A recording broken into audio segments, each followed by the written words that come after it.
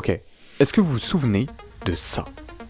Pour certains, c'est un véritable bonbon de nostalgie. Pour les autres, ceci est une R4.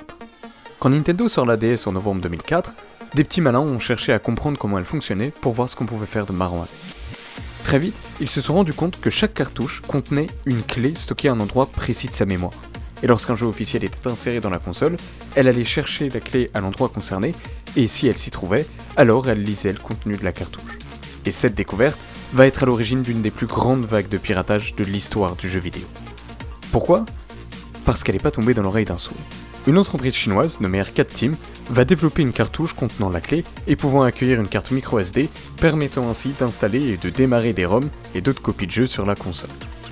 C'était très facile d'installer un jeu sur une R4, et une R4 c'était des dizaines, parfois des centaines de jeux sur une seule cartouche, et ce, totalement gratuitement. Évidemment Nintendo va chercher des solutions, mais il y avait plusieurs problèmes. La première solution aurait été de changer la clé via une mise à jour de la console, mais ça, c'était impossible, parce que la clé était la même dans chaque cartouche officielle.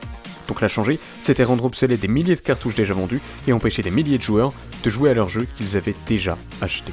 La deuxième solution, c'est de s'attaquer directement à la production de ces cartouches.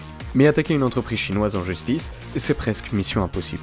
Ajoutons à ça qu'entre-temps plusieurs concurrents s'étaient installés sur le marché, et s'attaquer à tout le monde en même temps était juste impensable.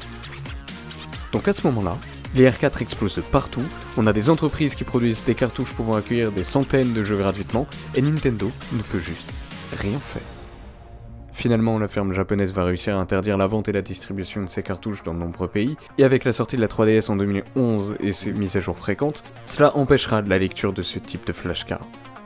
Mais les dommages sont là, et même si les pertes réelles sont sans doute bien moindres, les groupes anti-piratage estiment que ces cartouches auraient fait perdre au maximum près de 1,4 milliard de dollars à Nintendo.